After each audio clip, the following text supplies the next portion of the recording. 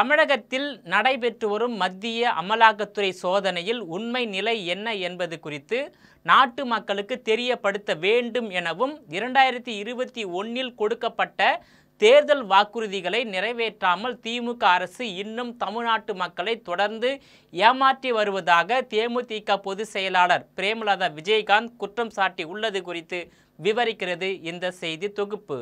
தூத்துக்குடி விமான நிலையத்தில் செய்தியாளர்களிடம் பேசிய தேமுதிக பொதுச் செயலாளர் பிரேமலதா விஜயகாந்த் தமிழகத்தில் இன்னும் 10 மாதங்களில் சட்டமன்ற தேர்தல் நடைபெற்று ஆட்சி மாற்றம் நடைபெற உள்ளதாகவும் அடுத்த ஆண்டு 2026 ஜனவரி 9ஆம் தேதி கடலூரில் தேமுதிக சார்பில் பிரம்மாண்டமான மாநாடு நடத்தப்பட உள்ளதாகவும் அதற்குள் தேமுதிக எந்த கூட்டணியில் இடம்பெறும், எத்தனை தொகுதிகள், எந்தெந்த தொகுதி ஆட்சியிலும் அதிகாரத்திலும் பங்கு, அதாவது கூட்டணி ஆட்சி அமைப்பது குறித்து உள்ளிட்டவை எல்லாம் முடிவு செய்து மிகப்பெரிய அறிவிப்பாக இந்த மாநாடு இருக்கும் என்று நம்பிக்கை தெரிவித்துள்ளார். ஏறக்குறைய 8-9 மாதம் இருக்குங்க. நான் ஏற்கனவே சொன்னது தான், செயற்குழு பொதுக்குழுவில் ஜனவரி மாதம் கடலூரில் 9ஆம் தேதி நம்ம மாபெரும் மாநாடு வச்சுருக்கோம். அந்த மாநாட்டுக்குள்ளே எல்லாமே முடிவு செய்து அந்த மாநாடு மிகப்பெரிய ஒரு அறிவிப்பாக இருக்கும் அப்படின்னு இந்த நேரத்தில் சொல்கிறேன். திமுக ஆட்சியில் டாஸ்மாக் உள்ளிட்ட பல்வேறு அரசு துறைகளில் இந்தியாவிலேயே தமிழகத்திலேயே இதுவரையில் நடைபெறாத வகையில் மெகா ஊழலில் ஈடுபட்டுள்ள திமுகவின் பினாமியாக செயல்படும் முக்கிய பிரமுகர் இல்லங்களிலும் அலுவலகங்களிலும் மத்திய அமலாக்கத்துறை அதிகாரிகள் நடத்தி வரும் சோதனை என்பது புதிதல்ல. தமிழகத்தில் ஒவ்வொரு முறையும் திமுக ஆட்சிக்கு வரும்போதெல்லாம் திமுக ஆட்சியாளர்கள் ஊழலில் ஈடுபடுவது, அமலாக்கத்துறை வருமான வரித்துறை சோதனை நடத்துவது, பல கோடி மதிப்புள்ள அசையும் அசையா சொத்து ஆவணங்களை கைப்பற்றுவது, பல கோடி ரொக்க பணத்தை கைப்பற்றுவது வாடிக்கையான ஒன்றுதான் என்றும் தெரிவித்தார். ஆனால் தப்பு செய்தவர்கள் தண்டனையை அனுபவித்துதான் ஆக வேண்டும் என்பதில் மாற்று கருத்து இல்லை. மக்களின் வரி பணத்தை ஊழல் செய்து லஞ்சமாக பெற்றால் அதற்கான தண்டனையை திமுக அமைச்சர்கள், திமுக நாடாளுமன்ற உறுப்பினர்கள், திமுக சட்டமன்ற உறுப்பினர்கள், திமுகவின் முக்கிய பிரமுகர்கள், திமுகவின் பினாமிகள் மற்றும் திமுக உள்ளாட்சி அமைப்புகளின் பிரமுகர்கள் அனுபவித்துதான் ஆக வேண்டும் என்றும் தேமுதிக பொதுச் செயலாளர் பிரேமலதா தெரிவித்துள்ளார். மத்திய அமலாக்கத்துறை சோதனையில் உண்மை நிலை என்ன என்பது நாட்டு மக்களுக்கு தெரிய வேண்டும். மறைந்த தேமுதிக நிறுவன தலைவர் விஜயகாந்த் சொன்னது போல திமுக அல்லாத லஞ்ச ஊழல் இல்லாத நல்லாட்சி தமிழகத்தில் அமைய வேண்டும் என்பதுதான் எங்கள் விருப்பம் என்றும் குறிப்பிட்டார். 2021இல் தேர்தல் அறிக்கையாக திமுக கொடுத்த வாக்குறுதிகளை திராவிட மாடல் அரசு இன்னும் தேர்தல் வாக்குறுதிகளை நிறைவேற்றாமல் தமிழக மக்களை முற்றிலும் ஏமாற்றி வருவதாக குற்றம் சாட்டியுள்ளார். இல்லை, அது எப்படி சொல்கிறாங்கன்னா, ஒரு தனி நபருடைய விஷயத்தை நீங்கள் அரசுக்குள்ளே கொண்டு போகக்கூடாது அப்படின்னு ஒரு சுப்ரீம் கோர்ட் ஒரு தீர்ப்பு சொல்லியிருக்காங்க. பட் இப்போ அவர் விசாகன் ராஜா தான் அந்த டாஸ்மாக் இதோட 1000 கோடி ஊழலுன்றது ஒரு தனி நபர் மேலே கொண்டு வராங்க. அதனால் நம்ம வெயிட் பண்ணி தாங்க அது பார்க்க முடியும். அவசரப்பட முடியாது. எதுவாக இருந்தாலும் அது தனி நபரை சார்ந்ததா இல்லை டாஸ்மாக் உடைய அந்த டிபார்ட்மெண்ட்டை சார்ந்ததா அப்படிங்கிறத பொறுத்திருந்து நம்ம பார்ப்போம். செயல்பாடுகள் நான் நிறைய தடவை சொன்னது தாங்க. உங்களுக்கு கொடுத்த பல வாக்குறுதிகளை இன்னும் நிறைவேற்றாமல் தான் இருக்காங்க. நிச்சயமாக 1000 ரூபாய் போன்ற திட்டங்களால் பெண்களை இன்னைக்கு அவங்க பிரெயின் வாஷ் பண்ணி அந்த ஓட்டை வாங்கணும்னு நினைக்கிறாங்க. பட் என்ன நடந்துகிட்டு இருக்கீங்க, பெண்கள் இன்றைக்கி டாஸ்மாக் அதுதான் மெயின். எங்கே பார்த்தாலும் குடி. இன்றைக்கி இளைஞர்கள் மிகப்பெரிய அளவில் பாதிக்கிறதே இன்றைக்கி டாஸ்மாக்கு, கள்ளச்சாராயம், போதை வஸ்துக்கள். அதனால தான் இன்றைக்கி பலவிதமான கொலைகள், கொள்ளைகள், கற்பழிப்புகள் எல்லாம் தொடர்ந்து தமிழ்நாட்டில் நடந்துக்கிட்டு இருக்கு. அவங்க கொடுத்த பல வாக்குறுதிகள், நீட் எக்ஸாமாக இருந்தாலும், டாஸ்மாகை ஒழிப்போம் சொன்னதாக இருந்தாலும், விலைவாசி குறைப்போம் என்று சொன்னதாக இருந்தாலும், பல்வேறு விஷயங்கள் இன்னும் செயல்படுத்தணும். இன்னும் ஒரு 8-9 மாதம் இருக்குது. பொறுத்திருந்து பார்ப்போம் இந்த அரசு என்ன செய்கிறது என்று. இல்லைன்னா மக்கள் தான் இறுதி எஜமானர்கள். அவங்க 2026 ஒரு நல்ல தீர்ப்பை கொடுப்பாங்கன்னு உறுதியாக சொல்கிறேன்.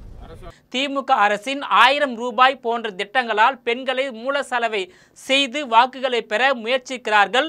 அதே நேரத்தில் தமிழகத்தில் உள்ள பெண்கள் மிகப்பெரிய அளவில் டாஸ்மாக்கினால் பாதிக்கப்பட்டு வாழ்வாதாரத்தை இழந்தும் தாலியை இழந்தும் குடும்பத்தை இழந்தும் தவித்து வருவதை வேதனையுடன் பிரேமலதா விஜயகாந்த் குறிப்பிட்டார். தமிழகத்தில் இன்றைய இளைஞர்களிடம் மிகப்பெரிய அளவில் பாதிப்பை ஏற்படுத்துவது டாஸ்மாக், கள்ள சாராயம், போதைப் பொருட்கள் தான் என்றும் அதனால்தான் இன்று பலவிதமான கொலைகள், கொள்ளைகள், வழிபறிகள், கற்பழிப்புகள் போன்ற குற்ற சம்பவங்கள் அதிகரித்து தமிழகம் குற்றவாளிகளின் கூடாரமாக மாறிவிட்டதாகவும் தமிழ்நாட்டில் தினந்தோறும் தொடர்ந்து குற்ற சம்பவங்கள் நடந்து கொண்டிருப்பதாகவும் அவர்கள் கொடுத்த வாக்குறுதிகள் நீட்டாக இருந்தாலும், டாஸ்மாக் ஒழிப்போம் என்பதாக இருந்தாலும், விலைவாசி குறைப்போம் என்பதாக இருந்தாலும் அவற்றை எதையும் நிறைவேற்றாமல் தமிழக மக்களை வழக்கம்போல் ஏமாற்றி வருவதாகவும் இன்னும் 10 மாதங்களில் திமுக அரசு என்ன செய்ய போகிறது என்பதை பொறுத்திருந்து பார்ப்போம் என்றும் மக்கள்தான் இறுதி எஜமானர்கள், அவர்கள் 2026இல் நல்ல தீர்ப்பை கொடுத்து ஆட்சி மாற்றத்தை ஏற்படுத்துவார்கள் என்று நம்பிக்கை தெரிவித்துள்ளார். மேலும் பொள்ளாச்சி வழக்கில் தீர்ப்பு வந்தது போலவே தூத்துக்குடி துப்பாக்கி சூடு சம்பவத்திற்கும் நீதிபதிகள் விரைவில் உறுதியான நல்ல தீர்ப்பை காலதாமதம் செய்யாமல் வழங்க வேண்டும் என கேட்டுக்கொள்வதாகவும் தெரிவித்தார். அதிமுக பாஜக கூட்டணி அமைந்த பிறகு திமுக கூட்டணி ஆட்டம் கண்டுள்ளதாகவும் 2024 நாடாளுமன்ற தேர்தல் முதல் அதிமுக கூட்டணியில் உள்ள தேமுதிக 2026 சட்டமன்ற தேர்தலிலும் தேமுதிக அதிமுக கூட்டணியில் தொடருமா அல்லது தமிழகத்தின் புதிய வரவாக உள்ள தமிழக வெற்றி கழகத்தின் தலைமையிலான கூட்டணியில் இடம் பெறுகிறதா என்பது அடுத்த 6 மாதங்களில் உறுதியாக தெரிந்துவிடும் என்கின்றனர் தமிழக அரசியல் நிபுணர்கள்.